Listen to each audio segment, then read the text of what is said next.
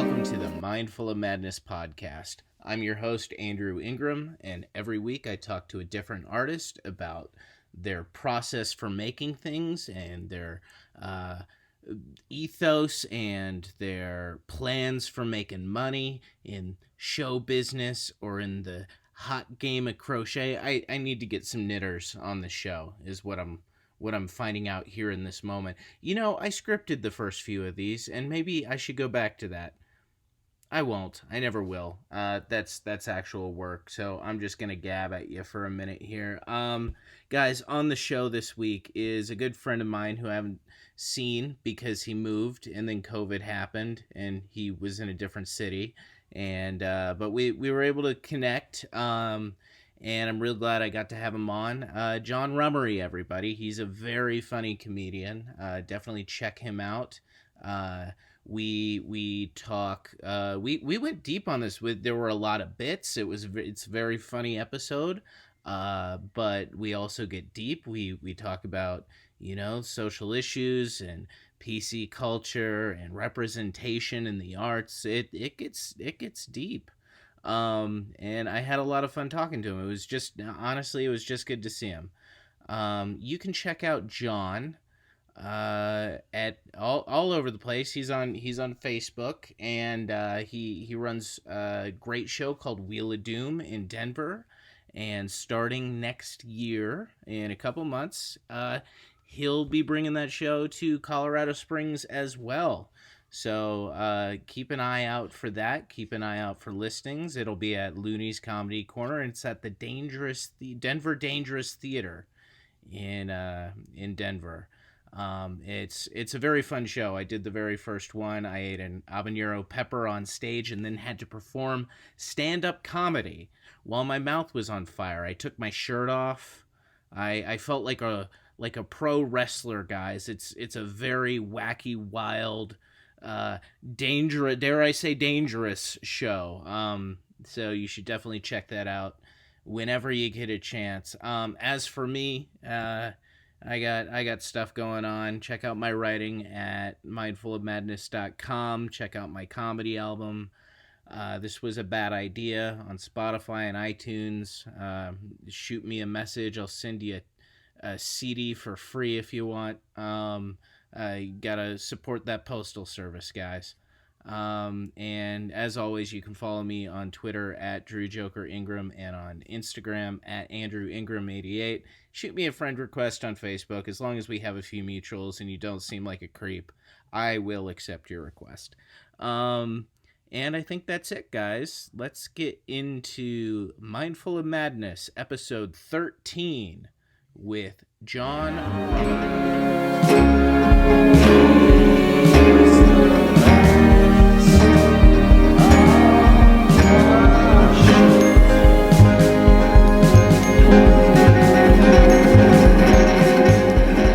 Hey everybody, welcome to Mindful of Madness. I'm your host, Andrew Ingram, still me. What's up? With me this week is a really good friend of mine I haven't been able to see in a minute because he moved away and now he's back for a bit. So everybody give it up for John Rumery. Hey guys, how's everyone doing? Hey Andrew. I love how I just said give it up for you. I think I've done that every episode. Like I'm expecting people to clap in their cars. Well, it's a digital era, man. You can add the clap there. That's true. I'm never going to put that much work into this.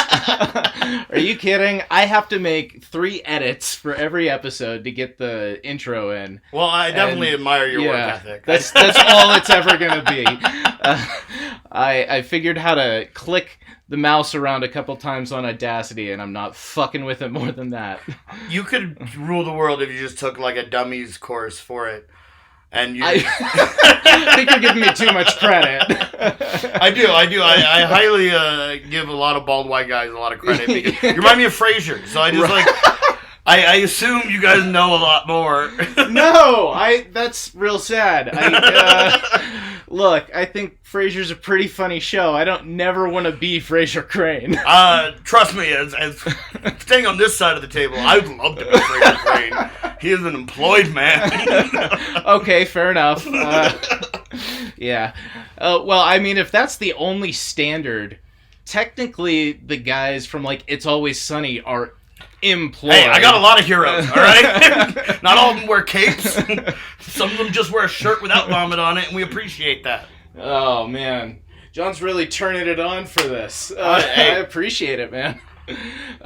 No, we've gotten real deep and dark on the last few. So, no, that's not true. Charlotte was a fun, bubbly delight. But Okay. her episode's really good. You should check that one out. Absolutely. Yeah, so, obviously John's a comedian because only comedians do this when the podcast lights go on. Everybody else gets very quiet and serious. I don't know why anyone would want to be serious. If I was serious, I'd start crying. Yeah. I've recently... Oh, man, now I really want to test my hosting skills and try to get you to cry on this episode. No, it's fine. What I've noticed recently is I've been smiling more, and when you do that, that's only when people truly tell you how depressed you seem to them. Because, like, I've just been smiling, and everyone's like, have you been losing weight? I'm like, no, I'm just not smiling. Yeah. Well, you look fantastic. You look like shit. Early, you look like great. For a long time. And I'm just like, was I that sad? Yeah, for years. I haven't done much other than, like, shower in the morning now. Every day. And I feel like they're like, that's turned it a lot around. Yeah, it turned out some of it, like, God, man, if money was not an option, I'd have the chillest fucking life. I don't know, I would literally... I've done doing more and putting more effort into like my own health. Yeah. I bought a bed frame, man, and it changed a lot of shit for me. Dude, I used to get by just like convincing people it was an Asian thing. Like me not having a bed frame, and then I turned like 28, and I was like, well, this shit, people have got Google now. They're going to know I'm full of shit. Yeah.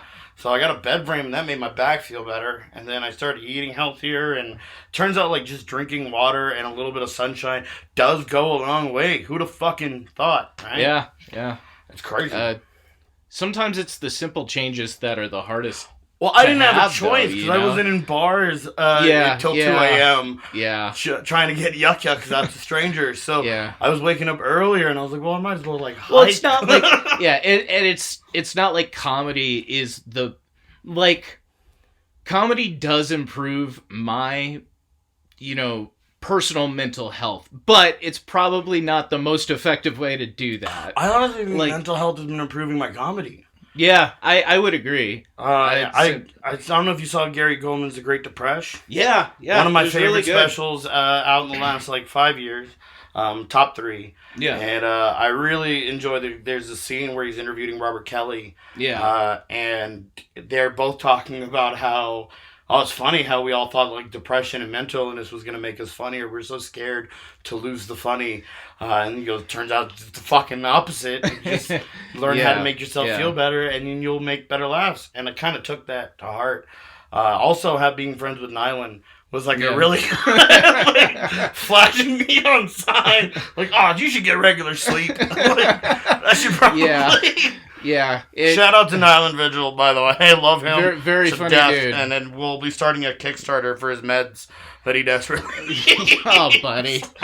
Oh, man. It's half a joke and half if anyone knows how to start a Kickstarter.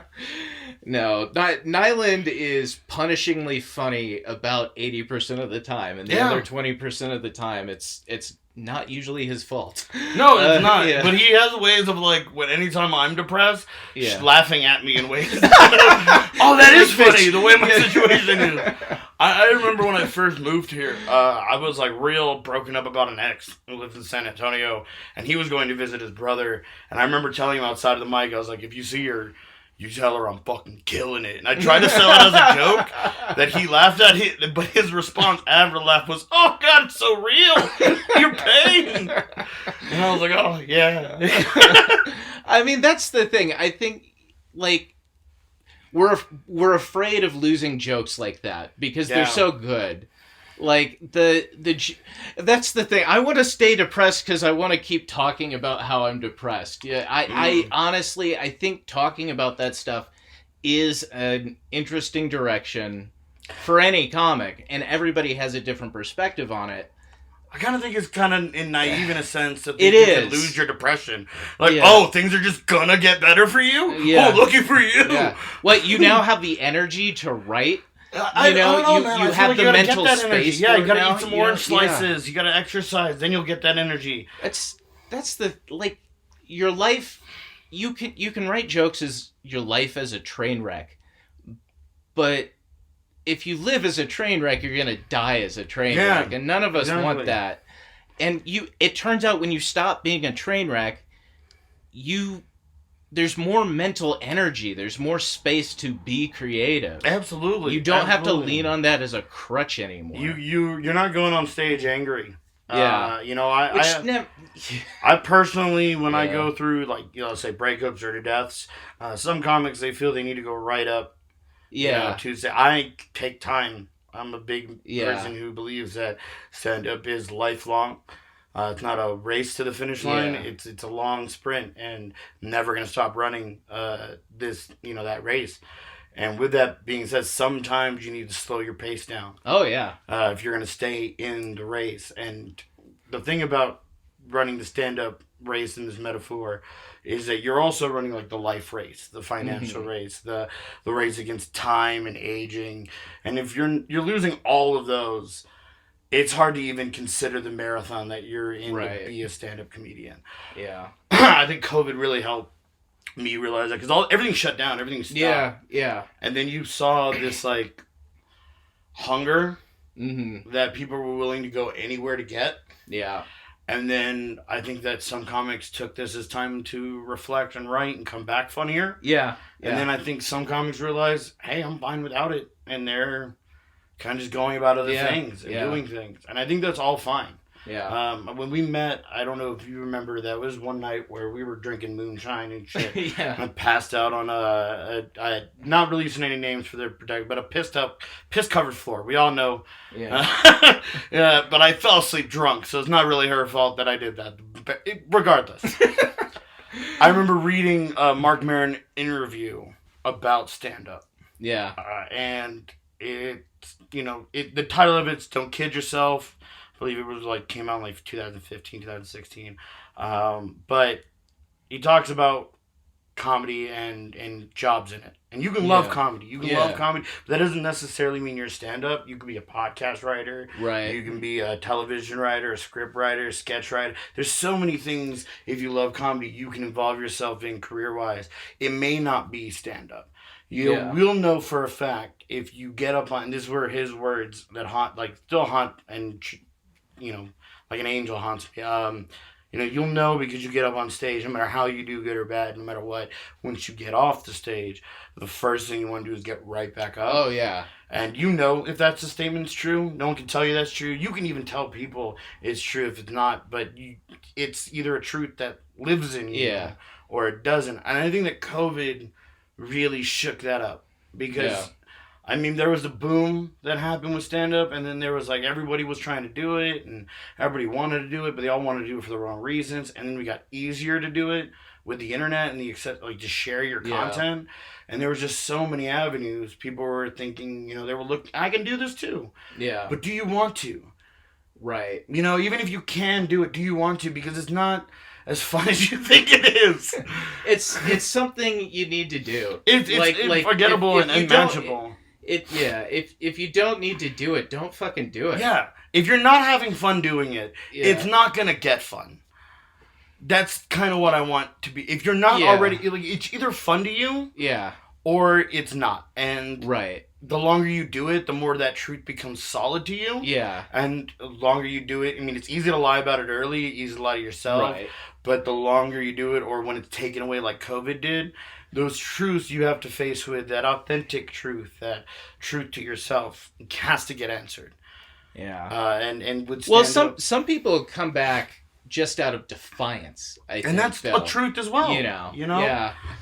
I believe that the want to rebel is also part of the truth of being a comedian. Yeah. I know that personally, I've been trying to do more material that speaks about the shit that I'm pissed off about, that I used to let fly under because I was worried about approval of the industry and the scene. I do a lot of Asian jokes and Filipino jokes from my experience. Yeah. And I also tried to pull away from that, or at least I did, because I was very worried about someone saying, why is that all you talk about? Right, yeah, well, right. But then again... Which I feel like is something... It's a lot of... It's bullshit because it's not something white comics ever have to do. And I kind of came up with that. Unless you... came up with that. But unless you brand yourself as, like, the weed comic or something as a white guy, you don't deal with that. Well, I think it's funny, too. Because I'm glad you brought that up, because I kind of want to... I've kind of been mentioning in a new joke that I'm working on, where a comic comes up to me and goes, hey, man, I think you're really funny. What's up with all that Asian shit? And I was like, well, I just heard 15 minutes of you talking about how hard it was to get laid. What's up with that white shit? Because that seems to be specifically white guy material. Right. I'm killing it effortlessly. Right. And I'm like a 3 on the ethnic guy scale, but that's like a 7 on the white guy scale. And in Colorado, that helps my chances quite a bit, just on curiosity alone. I was watching Pirates of the Caribbean, and it was that scene where Elizabeth Swann and Jack Sparrow were talking about curiosity, like, going on to the other side. And I was like, oh, it's like that with white women and Filipinos. And it wasn't until my most recent relationship that I realized that the woman I'm with now is the first one to not tell me I'm their first Filipino. Oh, yeah. I thought that was normal. But I realized that probably doesn't happen with Irish people. Well, if hey, they're you're my first Dublin. If they're redheads, but that's either way, it's terrible. It's not okay on any spectrum. We should not be mentioned. It's interesting. I kind of just had it, and I think I think Jimmy Yang has a bit about. Jimmy Yang's one of my favorite Jimmy Yang jokes is an Asian comes up to me and goes, hey man, I love that you're being an Asian representative in stand-up comedy. And his response is, I don't have a choice. What am I going to do, start representing the Robert Kellys of the world? But I kind of got that when so COVID struck too, and it did happen in China, which I know this seems like a leap, but this is a real experience. So my whole life, and you may not agree with this because you don't see this, you deny it, but white people have considered Asians as Asians. It's not Chinese, Japanese, Korean. We're not. We're all just blanket statement. And if you don't believe that, I've been called Jackie Chan a lot. And we have famous Filipino people. Like there's never mind. Every Asian country has handled this virus better than we have. Also true. Yeah. And when that happened, when I saw it happen in China, I was like, well, fuck. I'm gonna get some "you caused COVID" jokes at the very least. Yeah. Even though it's far off base.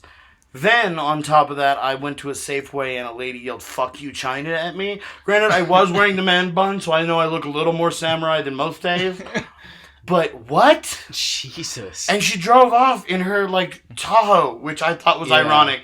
And it was just me standing there, like, what do I do with that information? Do I go tell other Chinese people, like, hey, I received some of your racism. It was misdelivered to my door. I repackaged it and brought it to you. I don't know what to do with this. But I know that I need to talk about it. Because as much as with the Black Lives Matter movement happening and the protests happening, there are people who are putting their lives on the line to make sure that these kind of things stop in the bud. Because they develop into much higher and bigger things. And one thing that has been a personal struggle for me that I've been quiet on is, as a Filipino American, and I want to say that this is also Filipino American History Month.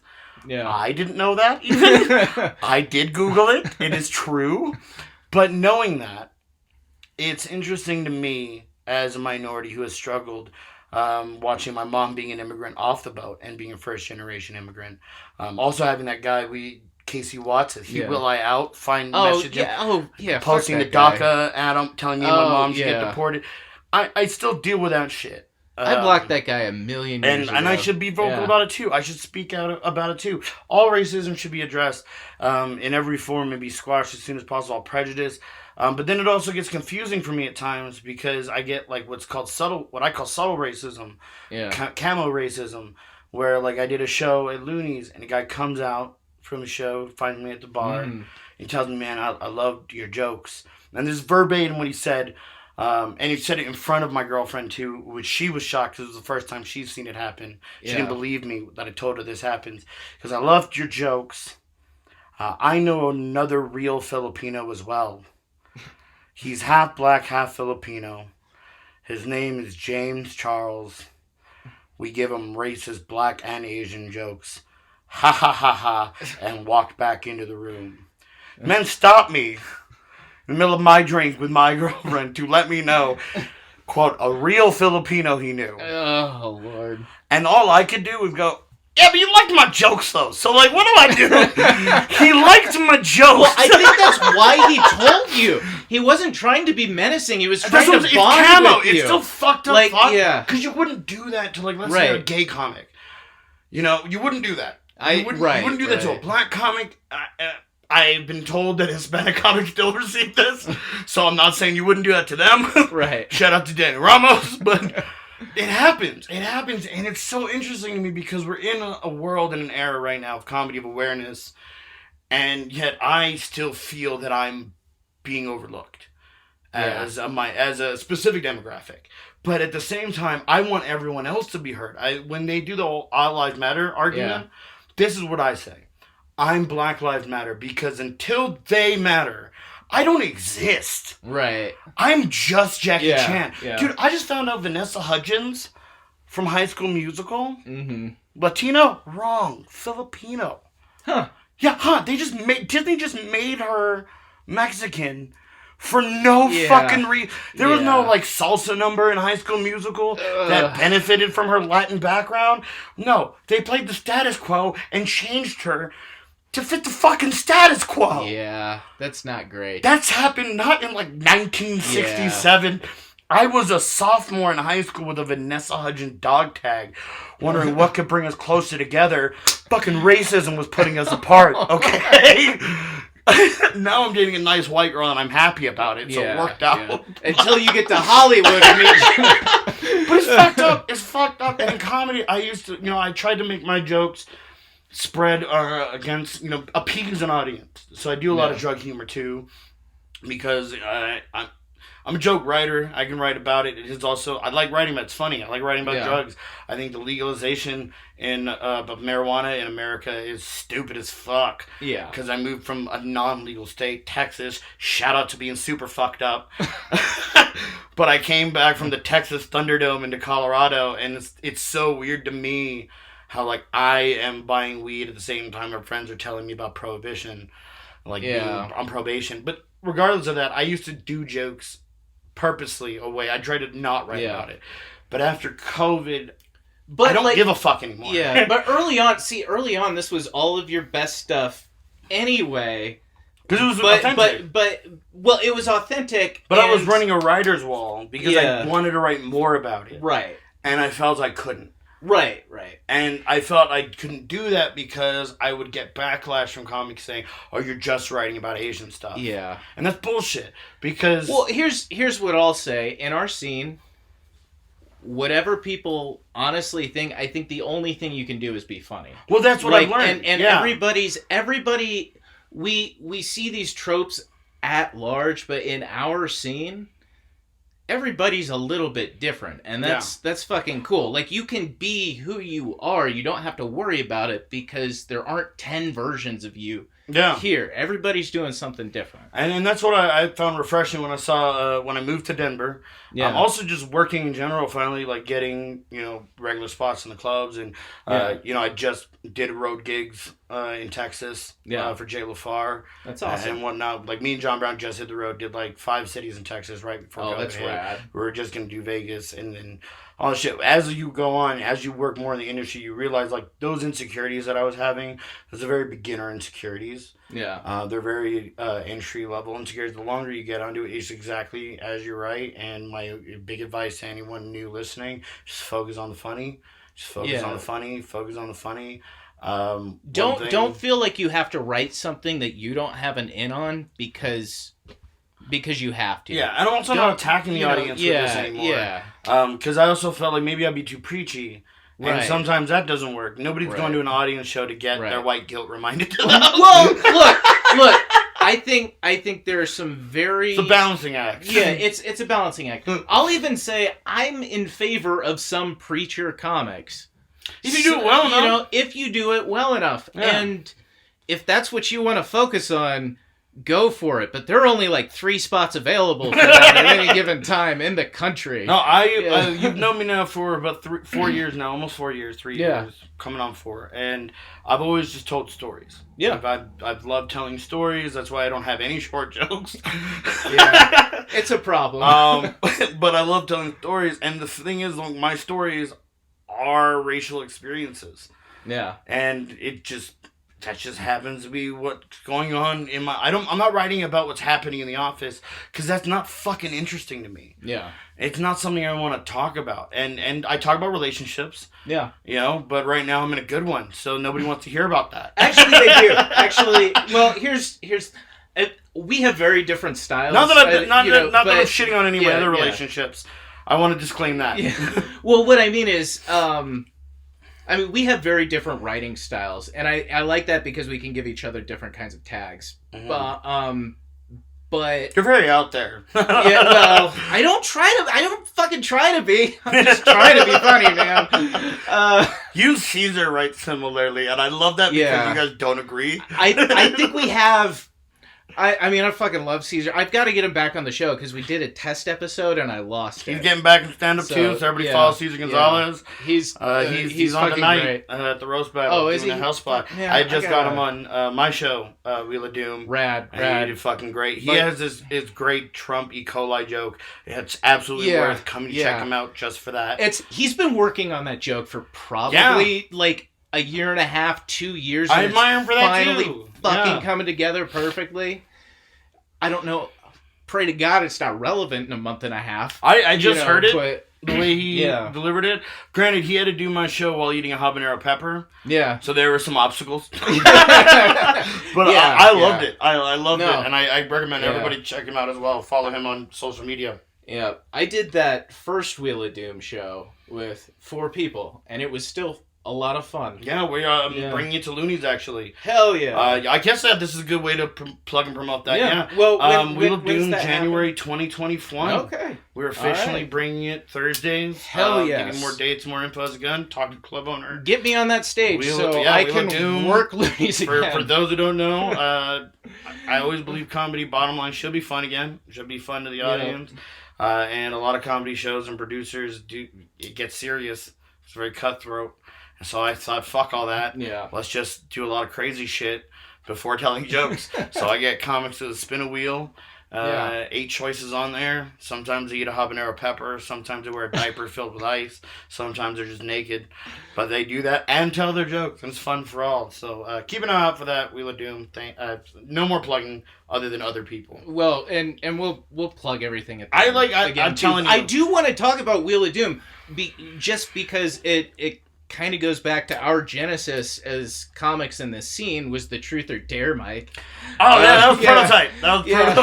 That was the proto Wheel of Doom. Chris Wellman told me he tells me it's inspired his kinky mic.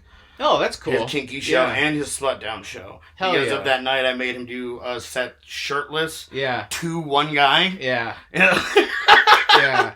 No, that guy had the story forever now. Yeah. He just went to A6 like, I just want to go smoke weed, and then this bisexual Spider-Man decided to tell jokes and be shirtless. Then Frasier went into a closet and told jokes over the intercom. Oh yeah, and then Ben took a shit while I was in there. He came in and I remember specifically I was like, I like doing weird shit, man. Yeah. I like doing weird shit. My line at the time was, man, I thought more experienced comics would be taking me on the road by now, not taking shits in front of me. Oh, man. It's great that I'm like, I love being 3 to 4 years in now, opposed to being a year in. Oh, God, because I was able to be very honest with my relationship. Like, look, I'm not making money out of this for another 15 to 20, if lucky. Right. You're not sticking with this for a money train. Yeah. This is all fun. Well, it was supposed to be 10 years. Oh, it was the Louis C.K. popped in 10 years. That's the standard. That's what everybody wants.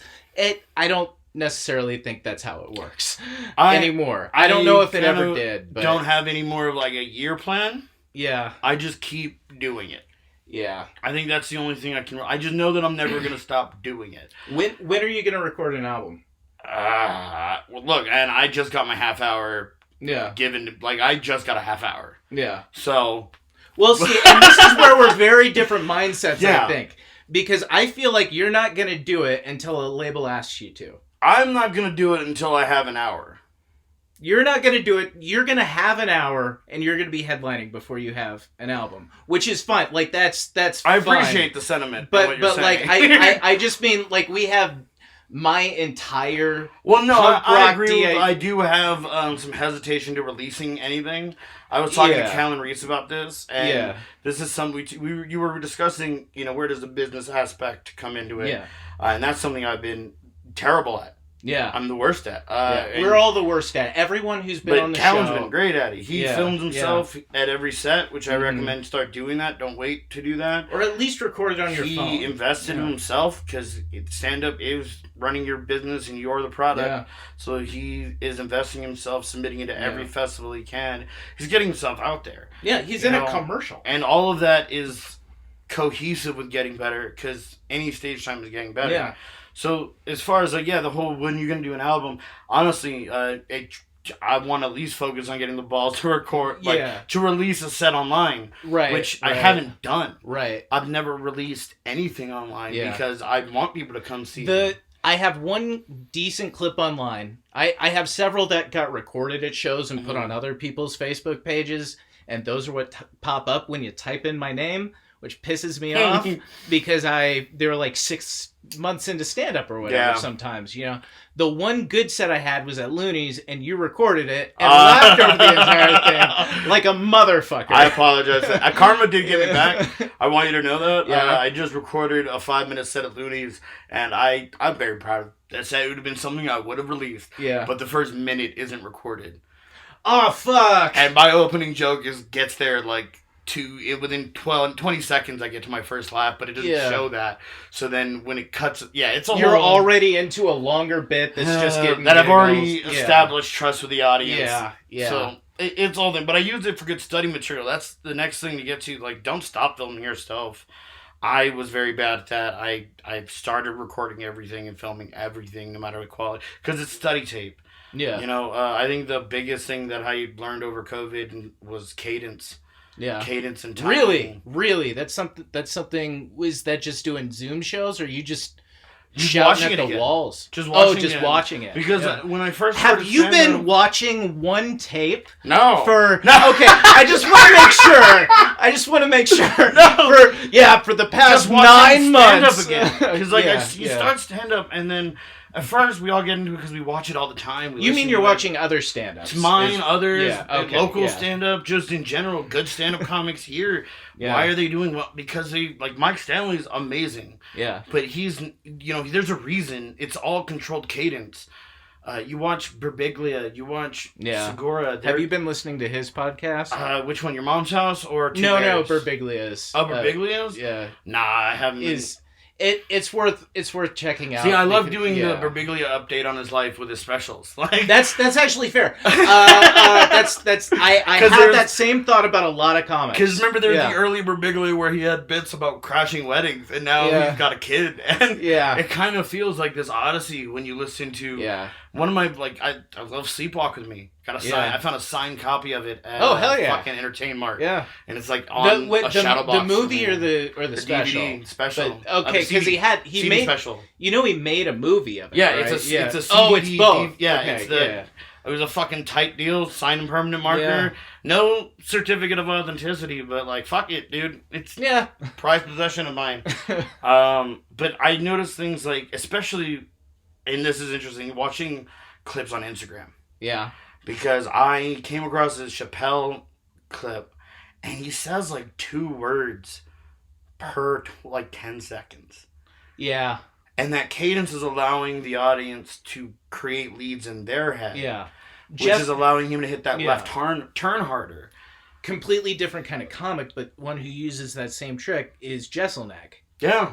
You know. No, one of my favorite jokes is it's all based on the mislead, the misdirection.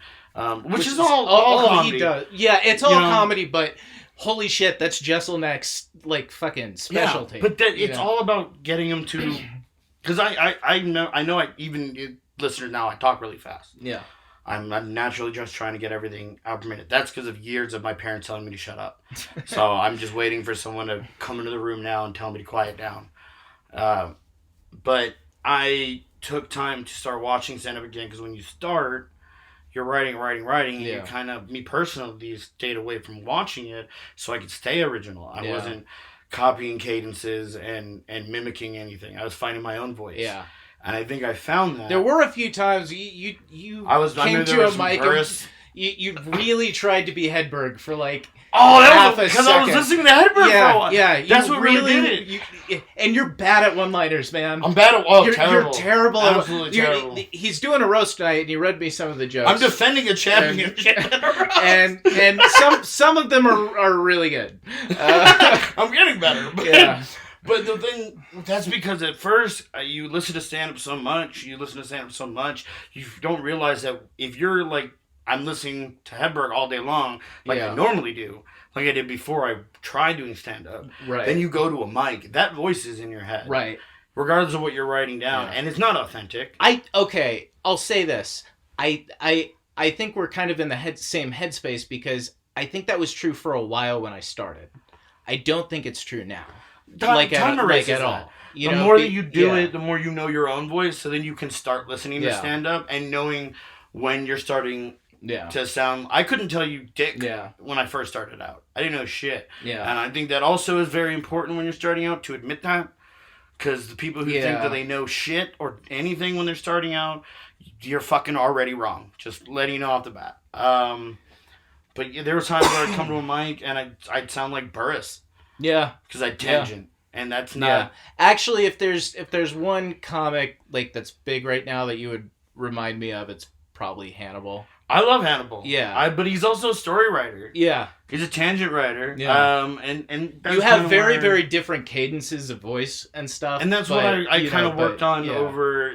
You know, what I'm working on now, what I was working on when I got on the road, is knowing my own cadence and beat to things and finding that voice. And I also spent time, serving tables in the improv, which I think was a big help for me because I listened to comics all the time, every night. And I could hear each one has their own delivery. I love Gary Owen's delivery. I absolutely love Gary Owen. I don't think he gets enough credit.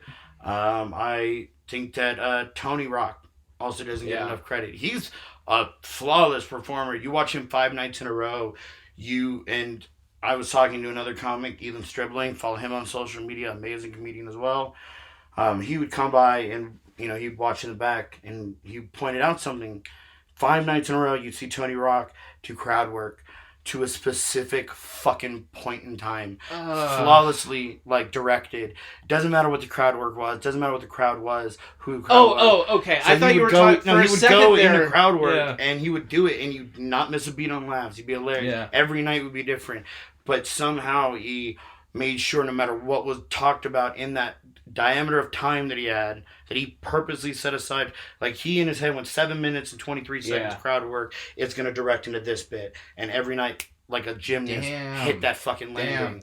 When you started that story, I thought you were going to tell me the disappointing planned crowd work. No, it is authentic. But it's the opposite. Yeah. He's doing this and you don't really notice it unless you're watching 5 nights in a row of Tony Rock. 2 shows a night, and you're just like, all right, this is a new thing, but boom, right there, hit his landing. Here's a new thing. Because you're also, as a waiter, I'm delivering things on these cues. Yeah. So I'm like, I got to have these drinks out by the host or something. So I know 15 minutes now, fucking back in my hand. And because of that, I can respect and also recognize the lack of control I have when you see someone like Tony Rock do something so flawlessly and look so effortless. Yeah. Just, it really did decades. Look like him bouncing off the heads of the audience members and backflipping back on stage verbally. That's the best way I could put it. It was amazing to watch. But those kind of things makes you realize, like, your content will only get better with your experience and authenticity to yourself. Right. But to the audience, you work on that portion. Yeah. And that comes with getting on stage. Well, and I think this is something I'd like to talk to you about, but that kind of reminded me of this thing I've been thinking about, where for a long time, like through the 90s, comics didn't get funnier after a certain point. They found their voice, and then that was all they can do. Oh, Def Fan is one of my biggest, saddest. but that's changed now. I mean, now most of the funniest comedians are in their fucking 50s. Mm-hmm. You know? That wasn't necessarily true. Well, I think comedy is expanding 20 or 30 years ago. So the audience, let's place this audience like an organism. Yeah. You know, it's just a collection of cells. It's a breathing entity. The audience used to only exist in the clubs. Right. And those select few would watch it on television, but for stand-up, it was very niche to be one of those people in the late 90s, either watching Def Jam, right, which caters typically to the BET market in television, yeah, or you're watching late HBO, night. or late night, which is real hard to do if you're young and you didn't have HBO, or you're watching those Comedy Central half hours, yeah. And well, but even before, I think this started with comics who existed before the half hour. All that meant you were getting it only during the time that it was given you. Yeah. But now your audience is anyone with a phone at any time that needs a laugh at any point. Yeah. And nowadays you type in haha LOL, you're flooded with dry bar comedy specials and because they pay for that. But that means that the audience is bigger, which means that the audience is smarter. Just in general. Yeah. And demands better comedy. Because before, you would only cater to that audience market of the people who went to the club or the people who were getting it when it was on TV. Right. And if you were making those people happy, you didn't really have to go farther than that. I guess that's true. You know, Dane Cook got big because he catered to that demographic. Yeah. And then he reached an untapped market. Yeah. With the internet, and then the internet grew, and then he got oversaturated because the internet and the audience that grew bigger demanded better stand-up. He's really the last guy I can think of though, who that was he hit the wall and that was it. Mm-hmm. I guess he's still around and he is still making money and he's doing far better than I am in comedy. He's probably a far better comic than I am, but his persona. I honestly have nothing bad to say. No, I have nothing. This is where I divide people. I have nothing bad to say about Dane Cook. I don't think he's a bad comic. I think he's easy to make fun of for a lot of I don't like Dane Cook fans. yeah, that's... If you come at me with a Sufi and you work at 7-Eleven, fuck off. Yeah. I see he's dating like an 18-year-old, which is fucking weird. All right. But I haven't done the Dane Cook read. I hate when that happens. Yeah. I try to say something nice about someone because I don't know much about them. Well, I was trying to say something nice he also fucked 18-year-olds. I'm like, well, God it. Yeah, it's disappointing, but and gross, but whatever. But I guess my shit, I forgot what he's the last one whose star I've really seen fall.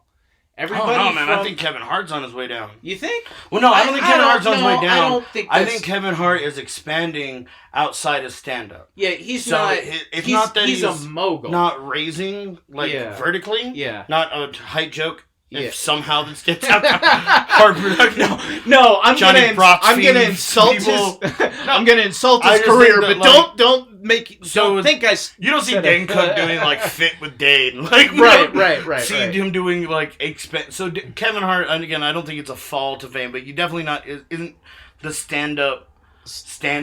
Well, stand-up isn't his most profitable album. Yeah, that's more what I was talking about. It's not his fault. So that's a good. Well, it is his fault. He made the decisions. What about Louis? Louis fell. Louis fell for different reasons. Fair. Like Louis didn't fall because he wasn't a relevant comic. He very much was, and the most respected comic in the world. Yeah. And he fell because he fucked up because he's a bad person. Mm-hmm. You know, that's the thing. Everybody talks about the legality of it, and I'm like, I don't fucking care about the legality of it. He's a bad person. I don't have to think he needs to be in jail to think what he did was super fucked up. Yeah. You know? It's very... and if people think he needs to be in jail, I'm willing to listen to you probably more than the people who think he's fine. Mm-hmm. You know, he didn't fall because he didn't become relevant. Is all I'm trying to say. Yeah. We went off on a tangent there. I think that when you talk about like the character of a human being versus like their stand up, I think that's why it's all the more important if you're a young comic or you're new to remain authentic. Yeah. Because look, if you're new and you're authentic and you're a piece of shit person, you're never gonna have a career to lose, anyways. Yeah. So like, keep being you. But if you're a good person and you're authentic, and you are funny, then you're fine. You don't have to worry about that. And I think that's fine. I think that's good that shitty people are being outed. Yeah. I don't believe that I have the right to decide who paycheck goes where. Yeah. Or I don't have the right. I don't have a law degree. Right. But I do believe that. If you fucking rape someone, people should know that shit. Yeah. People should know that shit, and if that makes it harder for me to laugh at your rape joke, that I already wasn't really laughing at. Yeah. Fucking that's the way the wheel turns. That's not really a legality thing that's just naturally how humans react to terrible people. It's how they should react. Yeah, okay, you're fair enough. Louis still working, man. You're not wrong about that. Look, all we can do is do right by yourself at the end of the day. Yeah. I'm not great. I know that. Well, that's the thing. Like everybody has to draw the line on what level of scumbaggery are you willing to put up with from entertainers. That's actually right. I mean, I constantly wonder, like, all right, if I'm on a show, somebody that I know is terrible. Do you bring it up? Do I bring it up? Do I cancel the gig? Especially now with COVID. Oh, yeah. Just because I don't want to work. The guy didn't book me. Let's say we're going to call them to Satan. Satan's doing stand-up, and he's killing it. And he's on the lineup. Now, Satan didn't book me. Right. I got booked by, Hell's HR department. Yeah. And they're fine. They're actually on the up and up. They use recycled paper. But now I know I'm on the show with Satan. I'm not telling Satan's jokes. Satan's not telling my jokes. We got to count credibility. Yeah. Where does the line draw? Yeah, it's fucking hard. Especially, I'll say, we're not making a ton of money at this. We're fighting for time more than we are for money. I'm just starting to get, I get paid sometimes. John gets paid a bit more than I do, but... Still looking for employment, so if you're out there listening to this, I am looking for work. But I guess the amount of importance to the gig is going to have to play a role in it, and we have to be able to admit that to ourselves is, okay, if this is an opportunity to play for a bunch of people... I think you got to be honest also about that word, opportunity. Yeah. Because I was listening to Ron Funch's Getting Better. Yeah. And he talks about, like, are you really, like, what do you want for yourself in stand-up? He wants, Ron, and his perspective was he wanted to get booked in TV shows and sitcoms. Yeah, yeah. So he knew that festivals, nobody at Fox Studios is booking sitcoms out of, Aspen Fest. Right. But if what you want isn't TV and what you want is to be a road comic and meeting and networking, then that's where you want your opportunities. But you got to be honest with what you want when you're getting into stand-up. If what you want is stage time for any means necessary, fine, go to everything. But if what you want is to actually get better, that's on you and what you put in. Opportunity begets effort.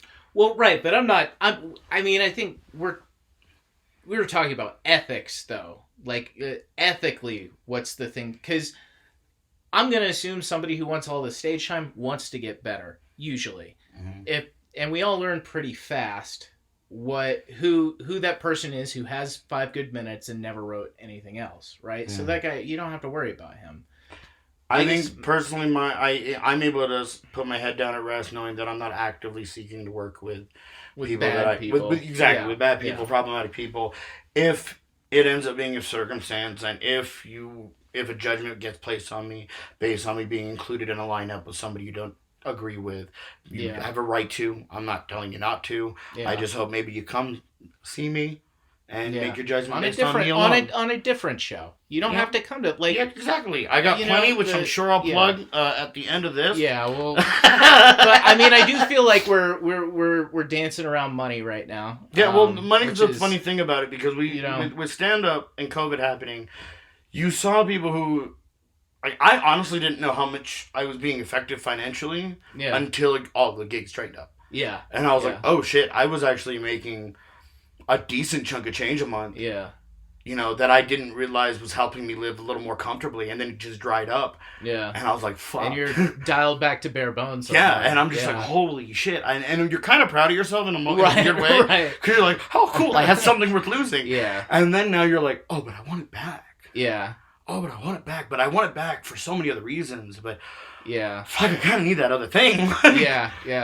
Right now I'm job hunting because I just want to keep doing stand-up, but I can't do that because it doesn't make enough for me to only do that. Right. And I think that's honestly the biggest struggle everyone wants to get to is just be able to do just stand-up. But the reality is you go to Hollywood and most stand-ups are working as fucking PAs or actors or they've all got they all have something else. Stand up is getting even harder to pay the bills with. It maybe can't be the only especially thing. Without representation. Without representation, beyond COVID, shit's gonna be hard, and it's just cheaper now. The world is cheaper. So I'm writing other things. I'm doing other writing projects aside from this. I started writing a young adults book, and that's silly. Hell yeah! No, I like to write. Yeah. I like writing, and here's what I kind of thought, and I know this is where the morbid, so that we still stay on theme. COVID happened. I was like, if I die right now, why did I become a stand-up? Because I like to write. Yeah. And if stand-up's taken away. I'm just going to have to write something else. Yeah. Because that's why I get it anyways. I got a lot of writing done. I like to fucking write. English class was that kid who liked to write. I reread books. God, if you didn't read a book during COVID, fuck you. You're the problem. I reread. Great Gatsby's great. I'm just It's fine. Fuck you, it's fine. It's fine. Look, it's a dumb story about rich people and people pretending to be rich people. I see it as a representation. Look, I see it from the perspective as an immigrant who sees that green light as an equality in America. Yeah, I guess chasing that green light can only get you killed, dude. That's the fucked up thing. No, if I just stayed on even if I held a party to myself. As long as that party isn't reaching out, I have a happy little Filipino party for me. It's fine. But if I reach out for that green light, that American equality that I want, then some bitch is going to kill another bitch, and I'm going to get blamed for it. But the book's still about white people. It's all about white people. Yeah. I also watched... I do love that you connected to it. Well, I have to. That's what I have to constantly go, all right, so this is made for white people, but how do I relate? I feel like The Great Gatsby would have blown my mind if I was 14. No, if I'm being honest. If I was 14 and I'd read it, I would have fucking And that's why they made a Kanye West movie version. Yeah, right. Which I do recommend watching. Really? I haven't watched it. Here's the funny part, is that they start off with, the same opening lines of the book. Yeah. Very, verbatim. And I'm like, okay, that's kind of fucking cool. And then I'm like, but are you going to do Tom's rant on white supremacy? Because you're cued to 3 Jay-Z songs. Yeah. I just want to see that. Because that's the funny part about rereading the book. Is I had blocked that scene out. Yeah. Tom's entire racist. I don't remember that. Oh, yeah. No, that's why. Yeah. Because it doesn't move the plot along. It really has nothing to do. Other than, the insert that Tom's like, the blacks are taking our fucking land. And we're like, whoa, Jesus Tom. Christ. Yeah, Daisy doesn't belong with you. Fuck you. Piece of shit. Or maybe in the time they read it, I like Tom. I don't want that. All right, what else did you read during what else did I... Pride and Prejudice. Okay. Because I was told to. Okay. By a woman. I've watched the movie with my wife so many times. I'm going to tell you, I don't get it. I kind of get it. But I don't feel like I'm going to really get it. I think that happens with Jane Eyre is no matter what I try to get, it's in the outside looking in. Right. Oh, well, yes. But I think everybody reads Jane Austen so subtextually now because we know what a progressive person she was back in those puritanical times. Yeah. And I don't think that we can stop it. stop ourselves from doing that. If we could just read it as a story, I think I'd like it a lot more. Oh, I reread Artemis Fowl. Whole series again. Okay. What do you think of? Love it. Okay. No, not the movie. Hated the movie. Okay, because my only reference is that stupid fucking movie. No, I hated the movie. And what really sucks is because I read Artemis Fowl, ironically, with it being one of those first books that like was a movie in my head. Yeah. Because I had to go to like my stepdad's house, and his whole like parenting method at the time was like, shut up. As long as I don't hear you, you're not in trouble. Go Jets. And like go off to his room and bang my mom or something. And even then I'm like, I can be quiet and still do heroin. Like, you're not a good parent. But I'd read Artemis Fowl with my now That's What You Call Music 7 playlist. Yeah. And it was one of the best like young adult books I had, and I read like 8 of them. Like there's like seven books now for Artemis Fowl. Yeah. And he kept going. But I reread those series, and I fucking dig them. I fucking dig them. Fuck Harry Potter. Yeah. I love that J.K. Rowling's getting a lot of backlash. She's just getting dragged. Yeah, fuck you. Because I've never really loved the idea of Harry Potter. I don't know. Like I liked the books a lot, and I think it was overhyped. I don't give a fuck about the movies at all. I really wanted to see like an in What We Do in Shadows version of Harry Potter. Yeah. I don't remember where I heard this from, but they were talking about, and I want to see this scene somehow played out, where, Ravenclaw has the fucking riddle door. They have to answer a riddle before you... Yeah. But you're like, they're college students. They get drunk. Yeah. So, like, you got drunk Ravenclaws coming to the door, and they're like, what has 3 legs, 2 eyes, and only been read? Alright, look, I got it. Yeah. Have you been right? Is this a bit? Are you? I don't know. Could it be? Because this is just my I anger think it could be. right now. Yeah. I have a joke I've been telling about my sex appeal. Yeah. That my Patronum would be Winnie the Pooh. Okay. That's because I'm not sexy. Patronus. You're going to have to learn how to pronounce the words. Patronum? Oh, sorry. Yeah. See, that's also the South San Antonio in me that turned it into a liquor. Patronus. I don't like Harry Potter as much as I should. No, I think it's fine not to. Like, first off, anybody who says you have to like stuff is like fucking Neil stupid. Gaiman can fucking eat. Well, hold on. I'm saying okay. J.K. Rowling. I was about to phrase that wrong. Yeah. There are better writers. Like Neil Gaiman's fucking amazing. If you like J.K. Rowling, fucking read Neil Gaiman and grow a pube because he's a better writer. Than holy J.K. shit, Rowling. So much better. American Gods was fucking fantastic. Reread American Gods. Yeah. Fucking watch good old movies. I listened to the audiobook during quarantine. Yeah, we bonded. Me and my new lady bonded over the Sandman.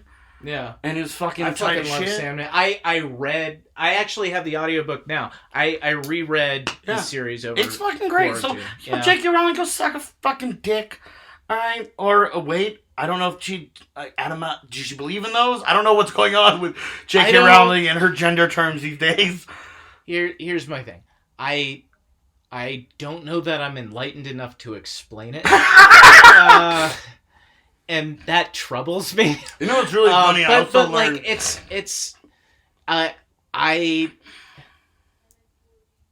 she either could have shut up and it wouldn't have been an issue, or like she could have just learned a little bit of compassion. Yo, I think the book could have ended a Goblet of Fire. For real. Once it got that big, I was like, I'm done. I just didn't like it. I just didn't like J.K. Rowling. I've got too much nerd shit. Yeah. I've got to deal with. And I've had my heart broken too many. Do you know also during COVID I watched all of Bones? All of it. That's a all lot. All of it. That's 12 seasons for those who don't know. I like how 24 episodes. An hour long each episode. Dat Fent was also on Bones. We somehow turned the end of the podcast into the beginning of every other podcast I've done. Look, you asked me what I read, and I got my list came down to like 3, and I was like, I also watched a lot of Bones. Have you read William Gibson? I have not. Okay. He's sci-fi. I don't know if you'd like him or not, but more people need to read him so I can talk about it. I'm willing to talk about. I like learning about shit. I like learning. Yeah. I like learning. It's more you know. He more or less created cyberpunk. That's fucking tight. Yeah, so go read Neuromancer. It was his first Neuromancer? book. Neuromancer. Check it out, man. It's really fucking for sure. good. Are we wrapping up around? Yeah. We should start wrapping up. Cool. I'll do my plug so you can look yours up. Because mine are simple. Check out mindfulofmadness.com for my writing. Check out the album This Was a Bad Idea on Spotify and Apple Music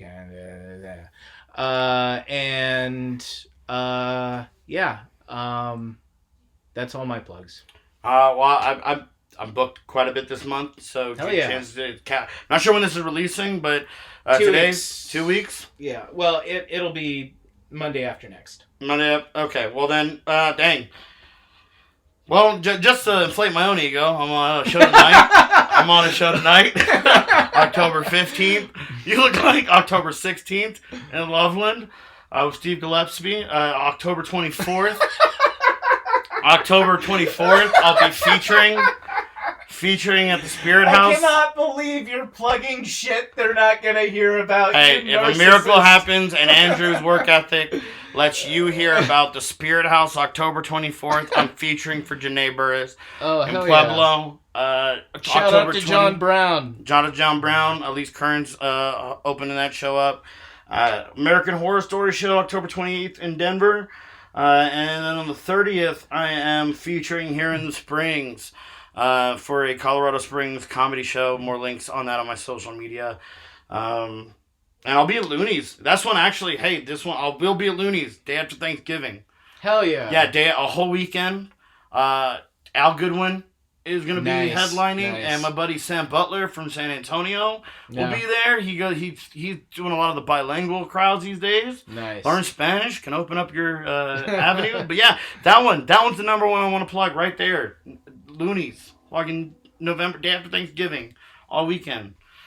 I will not be attending because I will that's still a be in a food coma. All right. Thanks for listening, guys. Go make stuff. Yeah.